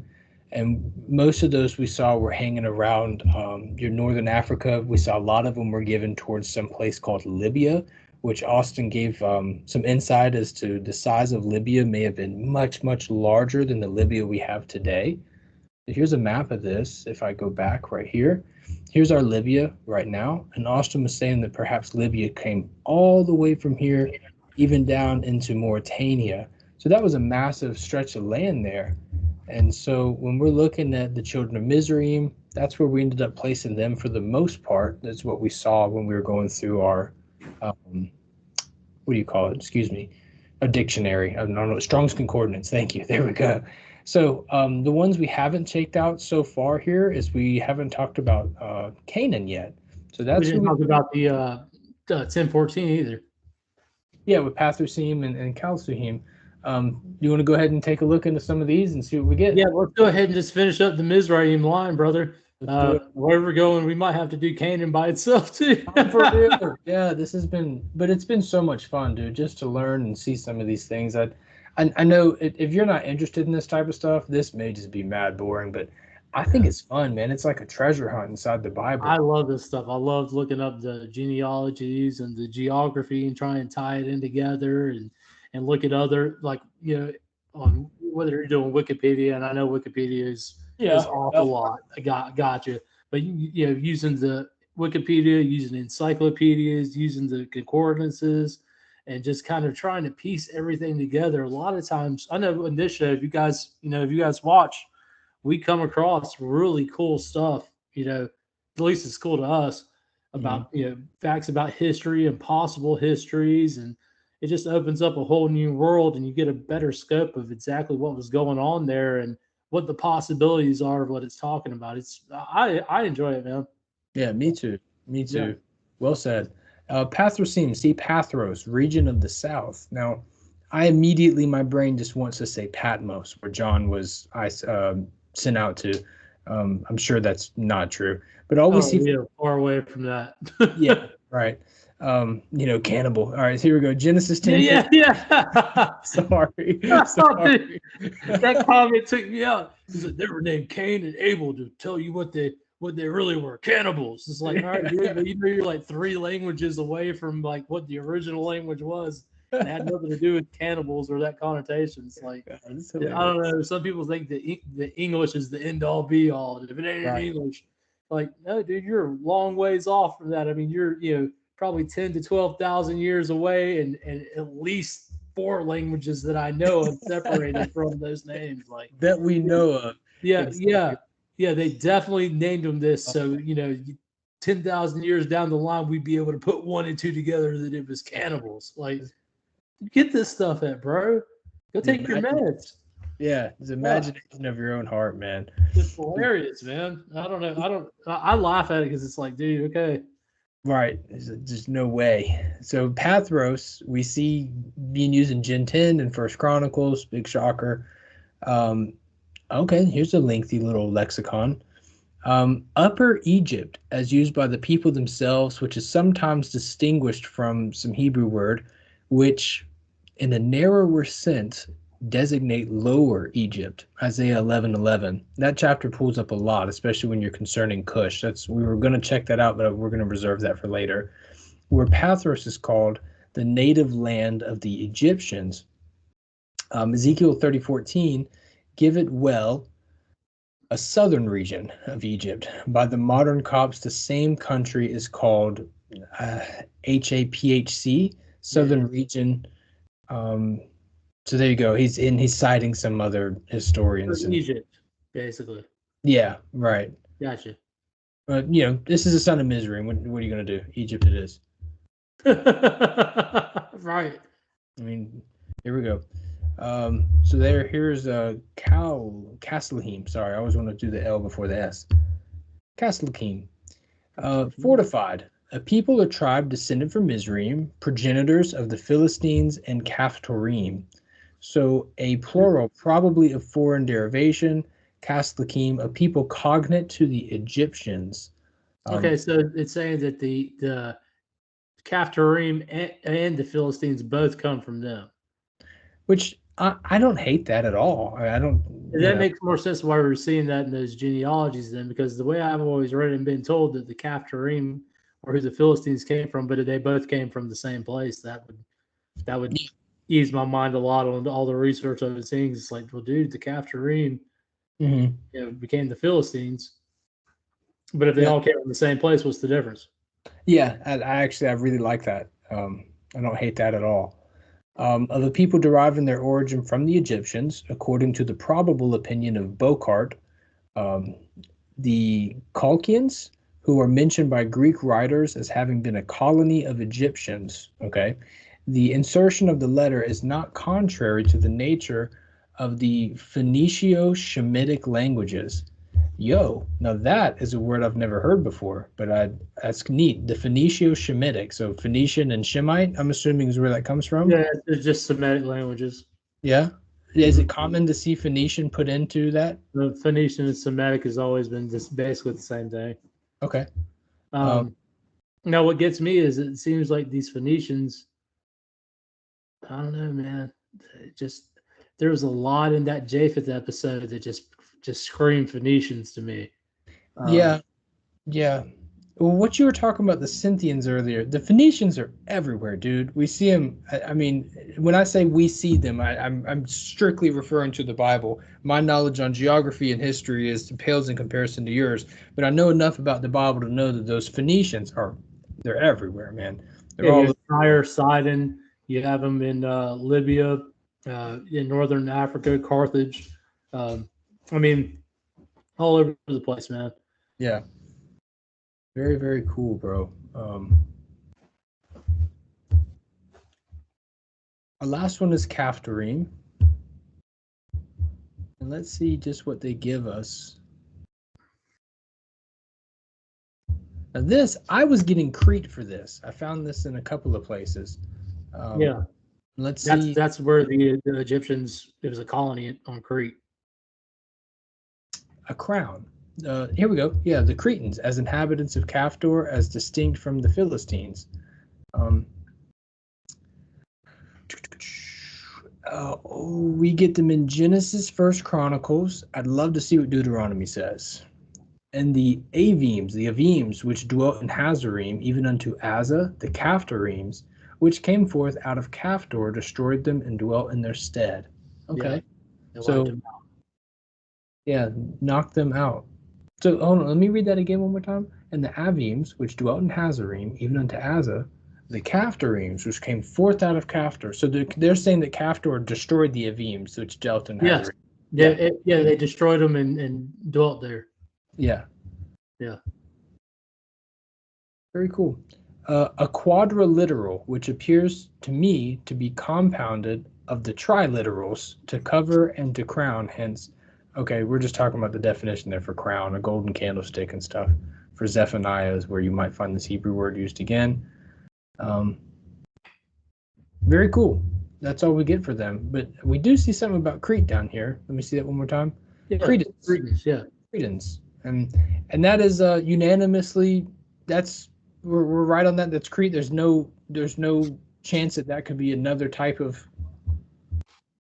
I don't think so, man. That's from what I understand that's always been Crete. Yeah. Cool. Well, you've been right a lot on people being different sons of Joktan and whatnot. So let's look at that Philistines real quick, just so people can see the definition of that, and then we can move on to. Well, hell, man, we can either do the sons of Canaan, or we can separate that as well, because that's a lot of craziness in that. Yeah. Here we go. Pelishti.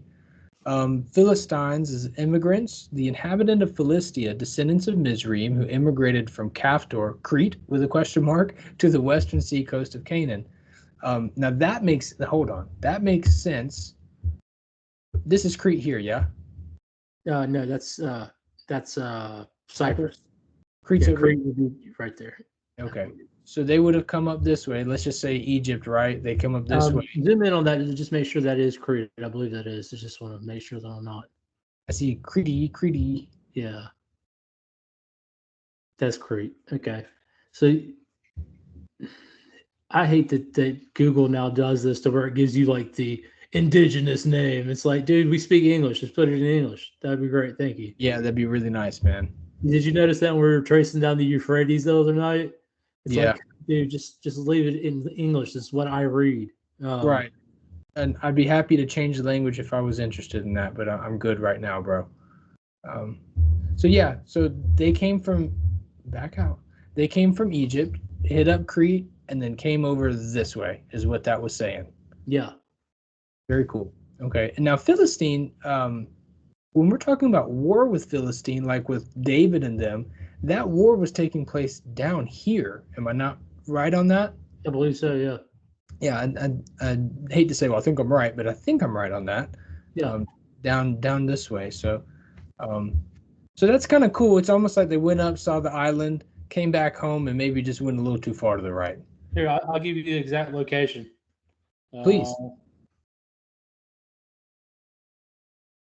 I suppose a good place to look would be Gath. Yeah, because that's what I'm looking at right now, sir. Cool. Thank you. I appreciate that. Very neat. I love this stuff, man. I'm so interested in all this stuff because. Okay, so, yeah, you were exactly right where it's at. You have, if you can zoom in on Gaza. I see the strip here, Gaza Strip.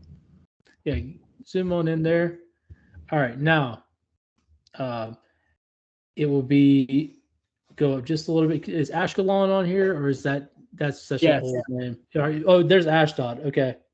Here's Ashkelon right here. All right, Ashdod. Now go southeast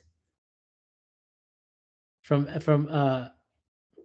Ashdod. Right. Goes. I'm sorry, southeast, not southwest. Oh, excuse me. All right, if you zoom in right there. Right here? Yeah, Ashkelon right there.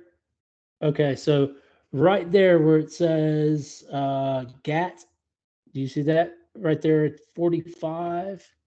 Zoom in right there. Yeah, right there. Go up right where you were, where it lit up. Right there, Gat. There it is. Yeah. No, or the actual city right there, Kiryat Gat. Sorry. The city. Yeah. Oh, dude, it's gorgeous. That right there is right around where Gath is. I'll tell you what. Let me. I'll send this to the email real quick, and we can pull it up and just show the people exactly what I'm looking at. Oh my gosh. Sorry, guys. Sometimes we just kind of freestyle some stuff and we think something would be cool. Yeah, I mean, we're learning here too, man. If you're thinking that this is two guys on here with a bunch of knowledge doing a teaching, you are mad wrong. This is a commentary. We're just giving our comments on the Bible, and we're learning at the same time. We know quite a bit just through going through it, but we're not going to get up here and say that we know everything because we don't. And honestly, anybody that tells you they do is a liar.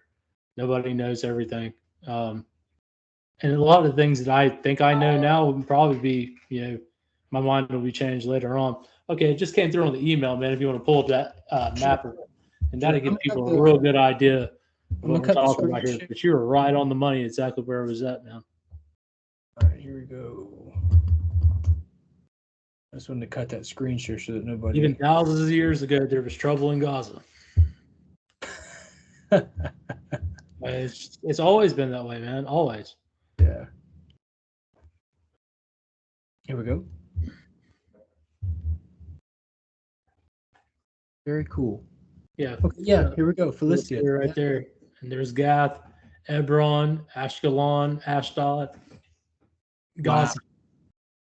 Zoom in just a little bit, bro. That's hard to Yeah. see. Sorry. You get that.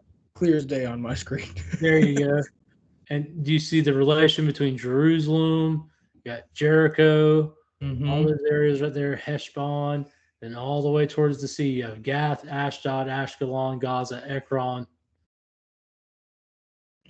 Oh, dude. I know a lot of people say it's, I don't know. I don't want to start anything controversial, but the narrative is that it's just so dangerous. Never go there. But dude, I mean, I'm one of those. I maybe you are this way too. But if I went to this place and just took a decent 2-week tour, I feel like reading it would bring a lot of stuff to life. And I've heard people say the similar things, that when you go to Jerusalem, when you go to these places, it talks about the hillside of the country and in between the Jordan, the being able to visualize that just helps so much when they read the Bible. I mean, I would love to go there and maybe just film, do a documentary or whatever for this channel. That would just be a dream come true for me, man. Yeah.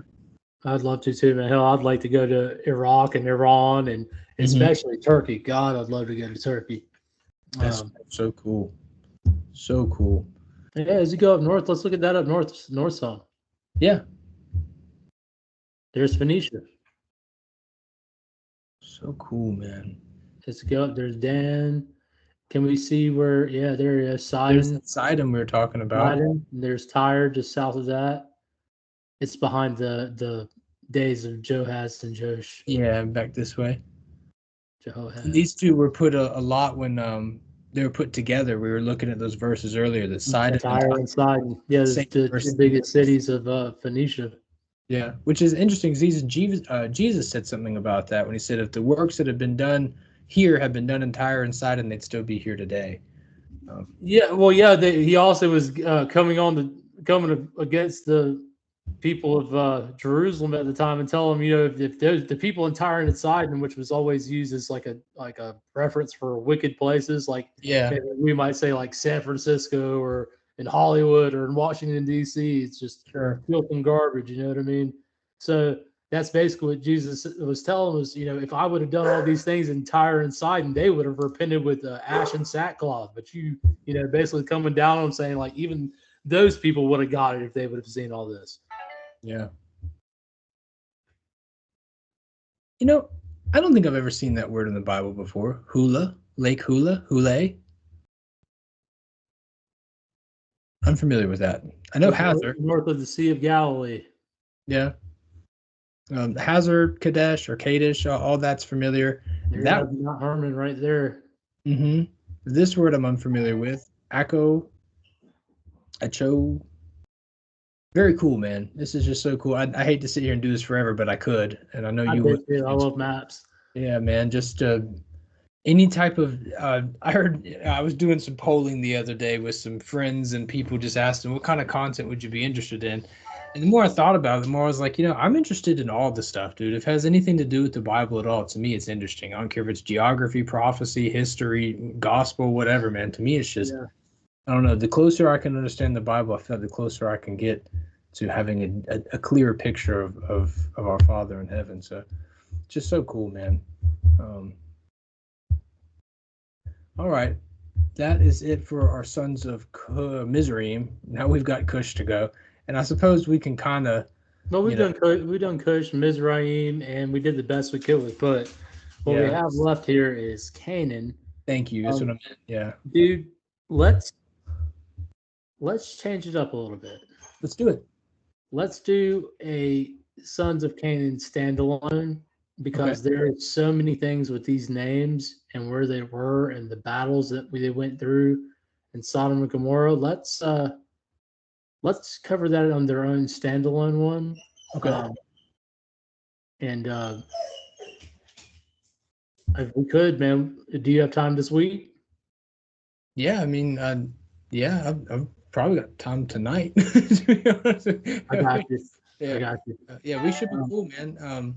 If you wanted to, I know we're doing this on camera and it's kind of not normal, but if you wanted to, instead of doing a conspiracy this week, we could kind of get through 10 or whatever. It's a totally up to you. I don't mind anything. Let's do that then. Let's get through 10 and let's do the Nimrod one.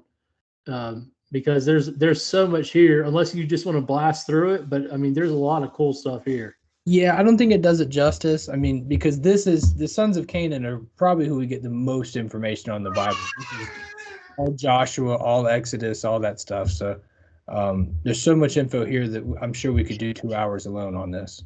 Yeah, probably like 4 or 5 hours alone, and then I have a whole bunch of stuff in this Genesis 6 conspiracy that I'd like to pull out for this. Okay, cool. Well, let's do some closing remarks, man, and maybe just let's see. I'm gonna put myself here where I can see you in the screen, and yeah. So that was really fun. This episode, man, we got to talk about some interesting things, man. We talked about the Garden of Eden. We've talked about Egypt and locations of where people are, Gath and the Philistines, battles with David. What do you think may have been top 3 most interesting things for you in this video?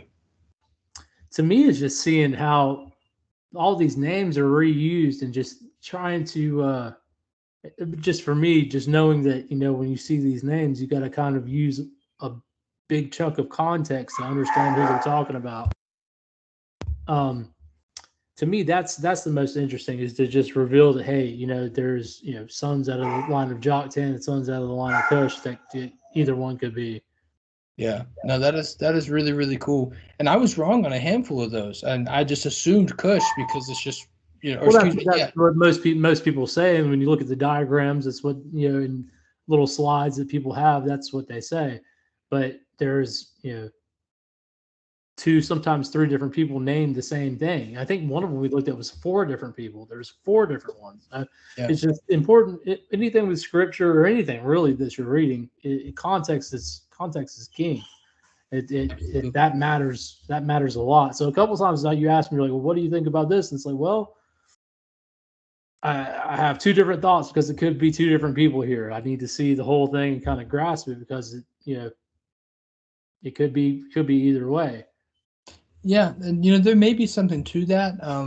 I cannot recall if it's Jesus that says this or Paul, but he says something along the lines of that there is no private interpretation for prophecy, and so perhaps if it's something that's just unknown, it's just unknown. That what we saw in Psalms really sounds like it's a millennial reign type of subject there, Right. but just that word Seba and Sheba could have been all 3 or 4 different houses of people. Right. And so we don't know. I don't know. I hate to say we. I mean, I'm sure somebody in the comments knows everything, and they'll enlighten us on the truth of the matter. But for us, well, I mean, sometimes you can tell, man. But we're going to be doing the commentary on all those parts of the Bible too, and we could really go into breakdowns on that. But we're already sitting at roughly 2 hours now, and we've only done 3 of the 4 sons. We still have Canaan to go. We didn't even touch on Nimrod. So if we were going to include that in the study, this would be a long chapter. So I want to hold off until we get to those parts. And I would like to do a breakdown of that Solomon's Gold series and just do little clips and take a look at that and see where the separation comes in, because it very well could be what it's talking about. There is the sons of Cush, but there is other opinions out there that I think deserve to be taken a look at deeply. And we don't have the time tonight, just like I said, we've done 3 of the 4 sons, and one of them doesn't even have a genealogy, and we're 2 hours in. Yeah. Wow. So Dude, excellent episode. Thank you so much for taking time out of your day. I know this is a little bit later than what we normally do. When we started the recording, I had sunshine beaming in through the window. Yeah. So, but this has been a really, really good time. Anything else you want to say before we close out of here? No, guys, thanks for watching, and thanks for commenting, liking, sharing, all that good stuff.